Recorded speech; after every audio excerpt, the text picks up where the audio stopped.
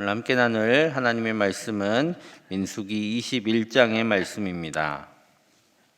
하나님께서 이 새벽에 나오신 모든 성도님들께 하나님의 귀한 은혜를 부어주시기를 간절히 축복합니다. 민수기 21장은 이제 새로운 시대에 들어섰구나 하는 것을 알게 하는 그런 장입니다. 어제 나눈 20장에서 이제 미리암과 아론이 죽는 장면이 나옵니다. 그리고 이제 이스라엘이 가나안을 향하여 이제 행진을 시작하는 과정이 나왔습니다.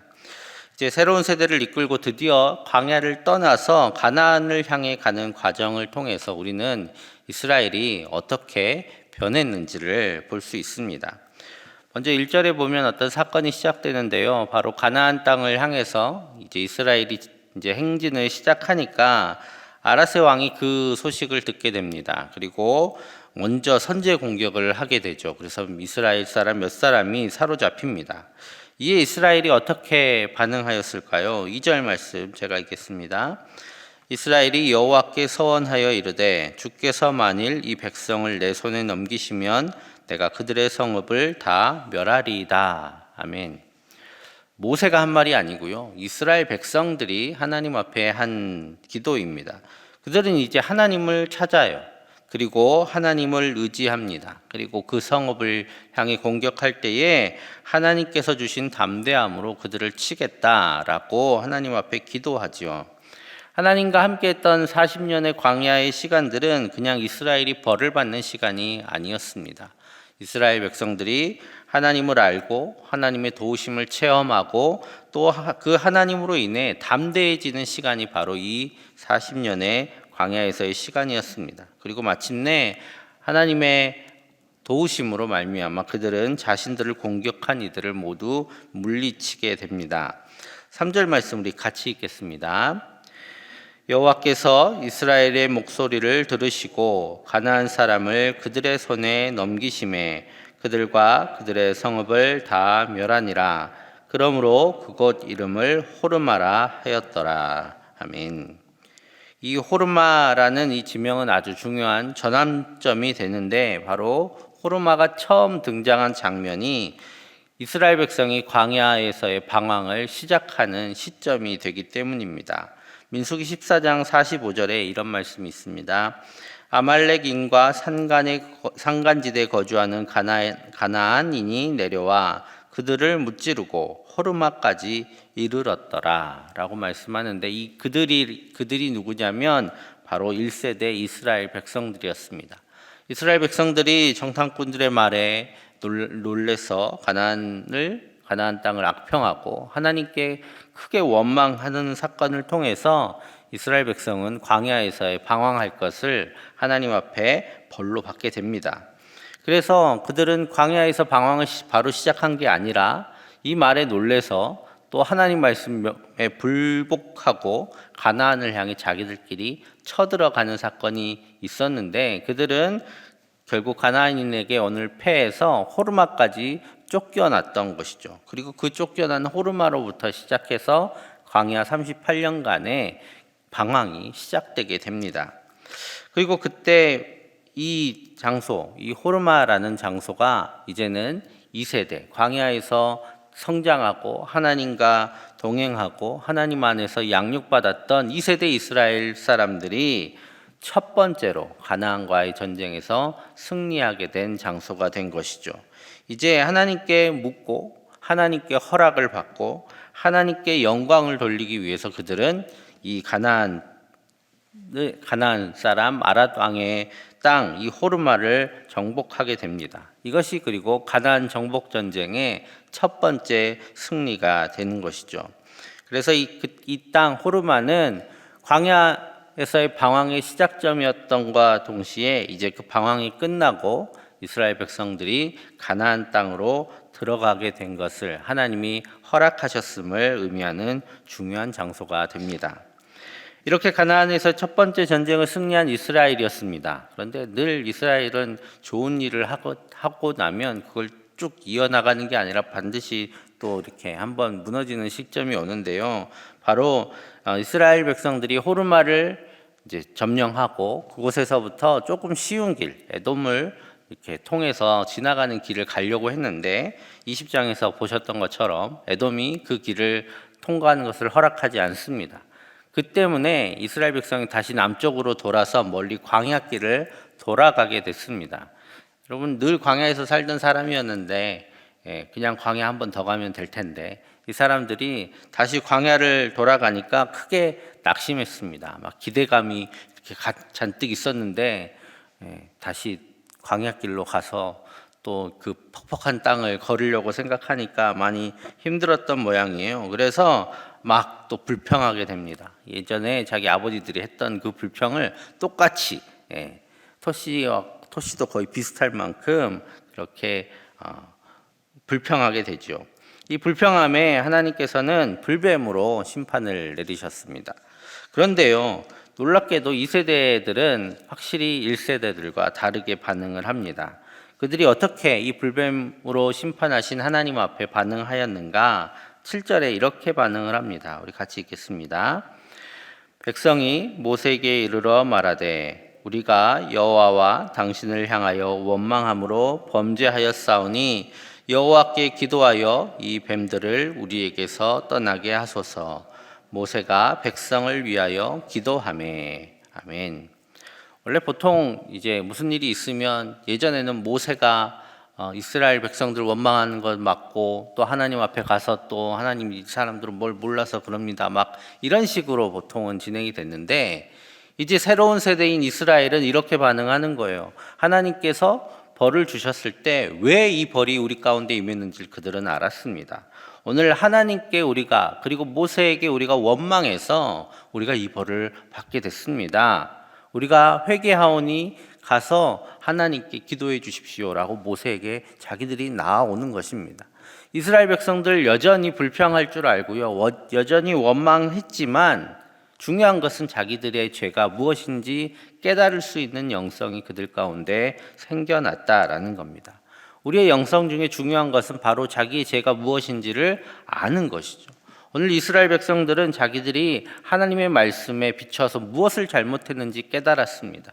하나님께 징계를 받았을 때 왜 이 징계를 하나님께서 우리 가운데 주셨는지를 알게 된 것입니다. 그리고 그 죄에 대해서 자복하고 회개할 수 있는 사람들이 된 것이죠. 이제 정말 이스라엘 백성들은 가나안 땅에 들어갈 준비가 된 것입니다. 그런 이스라엘을 향해서 하나님께서는 놋뱀을 만들어 달아라 라고 명령하십니다.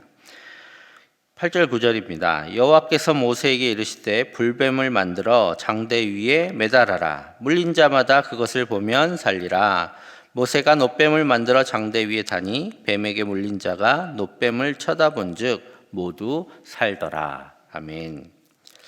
이제 이 놋뱀 예수 그리스도의 표징으로 이해되는 그 놋뱀입니다. 여러분, 뱀에 물려 죽어가던 사람들이 도구로 죽어가고 있는 거잖아요. 이 뱀에 물려 죽어가던 사람이 놋뱀을 본다고 살 수 있을까요? 이 놋뱀이 어떤 특별한 능력을 가지고 있습니까? 놋뱀은 그냥 이렇게 부어가지고 놋으로 뱀의 모양을 그냥 만든 것 뿐입니다. 그런데 왜 그들은 놋뱀을 보았을 때 살아날 수 있었습니까? 바로 이 놋뱀을 보면 살 것이다 라는 하나님의 약속이 그 놋뱀 안에 있었기 때문입니다. 그렇기 때문에 놋뱀을 보면 살아날 수 있었던 것이죠. 여러분, 예수님을 믿는다고 우리가 구원을 어떻게 받느냐라는 질문을 계속 받습니다. 여러분, 믿는 것으로 어떻게 구원을 받을 수 있을까요? 예수님이 하신 일은 예수님이 하신 일이고 우리가 믿는 것은 우리가 믿는 겁니다. 예수님이 하신 일과 우리의 믿음이 어떻게 연결돼서 우리를 구원에 이르게 하는 것일까요? 많은 세상 사람들은 그것 때문에 계속해서 질문합니다. 예수님이 하신 일하고 우리가 그것을 믿는 거하고 무슨 상관이 있느냐라는 것이죠. 왜 우리는 믿음으로 구원을 얻을 수 있습니까? 우리의 믿음은 우리 안에 있는 것이고 그 믿음이 크든 작든 그 믿음이 큰 능력이 있는 것이 분명 아닙니다. 하지만 그것으로 인해서 구원받을 수 있는 것은 바로 하나님의 약속이 그 안에 있기 때문입니다. 우리가 믿을 때에 예수님으로 인해 우리가 구원을 얻게 하시겠다 하는 하나님의 약속이 있기 때문에 우리의 믿음이 우리를 구원에 이르게 하는 것이죠. 그래서 이 놋뱀이 예수 그리스도의 표징이 된 것입니다. 그 놋뱀을 보는 것, 그것 안에 하나님의 약속이 있어서 이스라엘이 살았던 것처럼 예수님을 믿는 것, 그것이 하나님의 약속으로 인해 우리에게 구원을 주시는 은혜의 통로가 된다라는 것입니다. 오늘 그 하나님의 약속이, 의가 믿음을 통해서 우리를 구원에 이르게 합니다.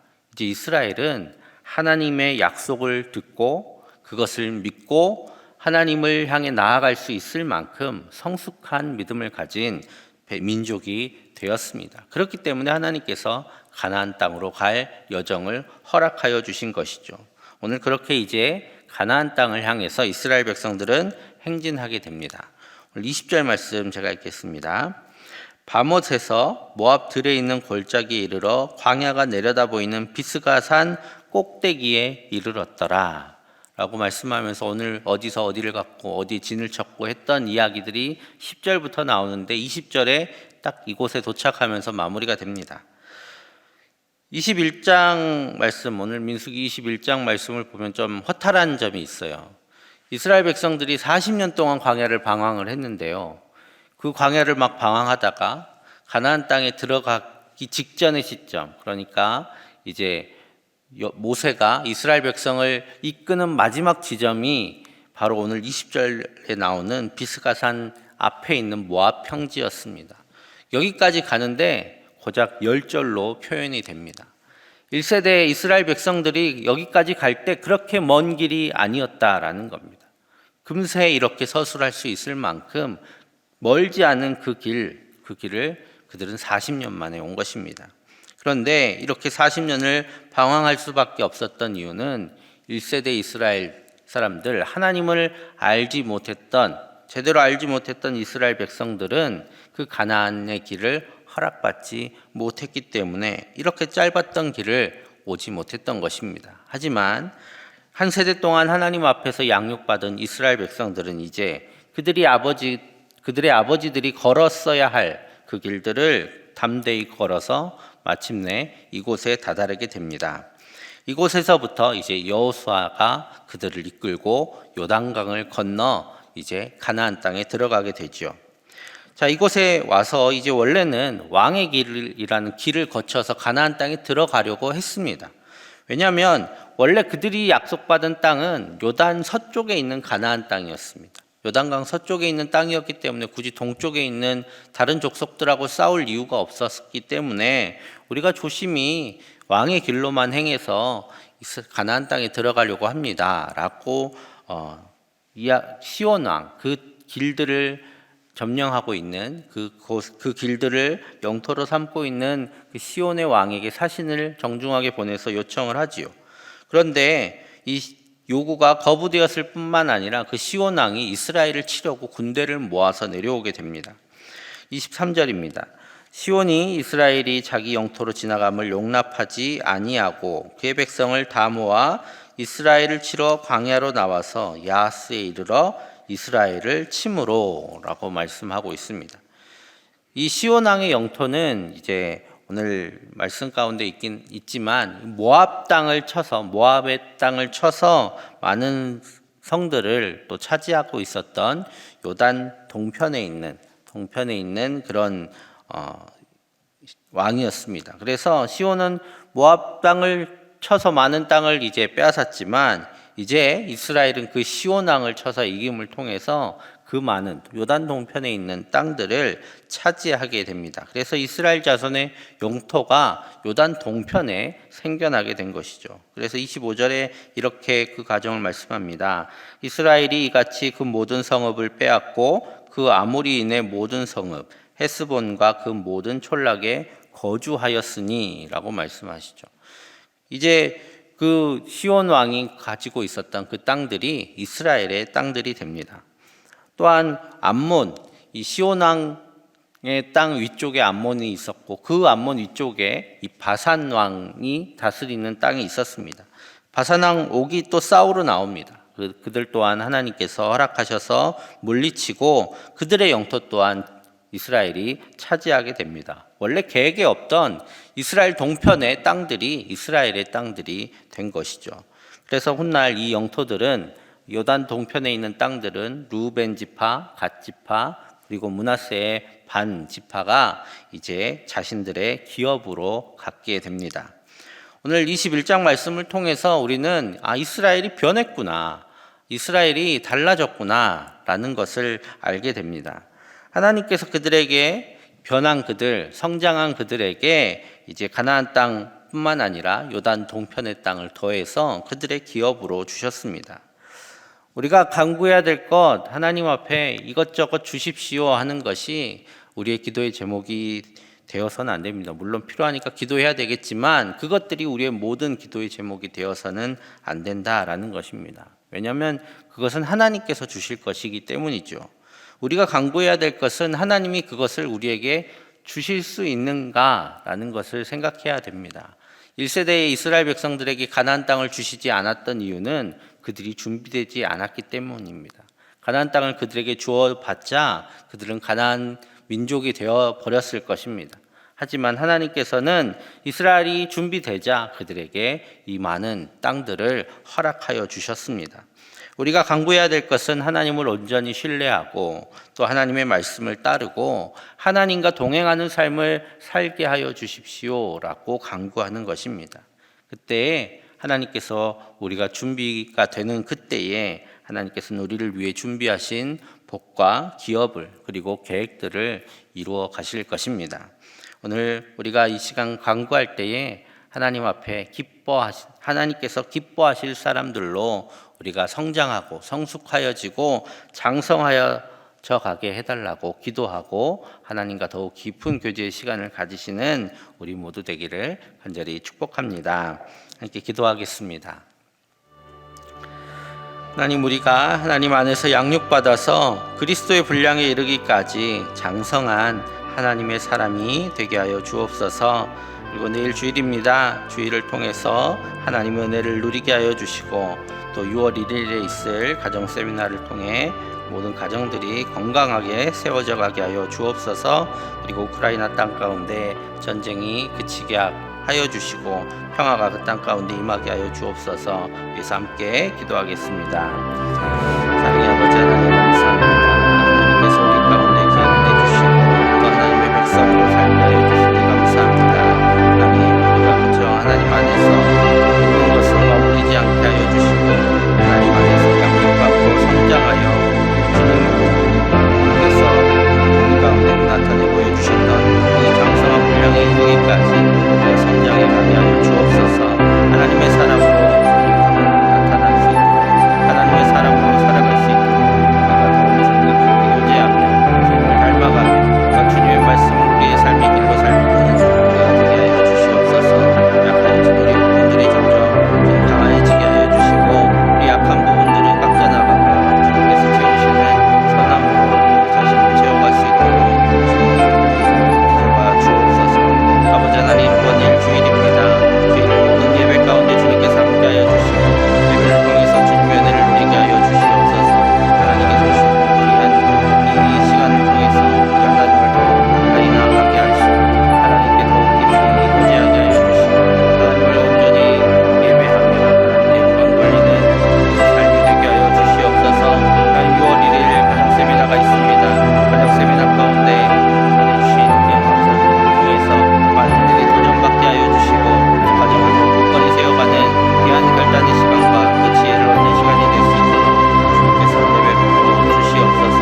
하나님, 우크라이나 땅 가운데 여전히 전쟁이 진행되고 있습니다. 주님, 그 땅을 고통받은 모든 백성들을 불쌍히 여기시고 악한 생각으로 그 땅을 침략한 모든 러시아 군대가 물러가게 하여 주시고 하나님께서 주신 귀한 평화가 그 땅 가운데 임할 수 있도록 주님을 더하여 주시옵소서. 오늘 이 시간 함께한 모든 주의 자녀들에게 하나님과의 깊은 교제와 또 주님과의 관계가 깊어지는 귀한 시간 되게 하여 주시고 또 주님 앞에 아뢰는 모든 기도의 제목을 주님 들어 응답하여 주시옵소서. 사랑의 아버지 하나님, 우리가 주님 앞에 나왔습니다. 주님과 더욱 깊이 교제하며 주님 안에서 장성한 사람이 되어 가기를 원하며 주님 앞에 나왔사오니 우리를 성숙하게 하여 주시고 또 자라나게 하여 주셔서 예수 그리스도의 그 장성한 분량에 이르기까지 이 성장함이 멈추지 않게 하여 주시옵소서. 하나님, 내일 주일 예배를 통해서 하나님의 귀한 은혜를 누리게 하여 주시고 주님께 온전히 예배하는 모든 우리 제일 가족들이 되게 하여 주시옵소서. 6월 1일에 가정 세미나가 있습니다. 오가는 강사님의 안전을 주님께서 책임져 주시고 또 강사님을 통해서 우리가 도전받게 하여 주시고 또 각 가정들이 하나님 안에서 아름답고 화목한 귀한 가정 되게 하여 주시옵소서. 우크라이나 땅 가운데 전쟁이 그치게 하여 주셔서 그 땅에 평화를 허락하여 주시고 오늘 우리 모든 교우들의 삶 가운데도 주님 평화를 허락하여 주셔서 강건하고 평안히 살아갈 수 있도록 주님께서 은혜 베풀어 주시옵소서. 오늘 이 시간 주님 앞에 기도하며 나아갈 때에 주님과의 깊은 교제가 있게 하여 주시고 주님께 아뢰는 모든 기도의 제목 주님 들어 응답하여 주셔서 주님께서 살아계시고 또한 우리를 돌보고 계심을 깨닫는 우리의 삶이 되게 하여 주시옵소서. 오늘 이 모든 시간 가운데 주님 함께 하여 주실 줄 믿사오며 예수님의 이름으로 기도하옵나이다. 아멘.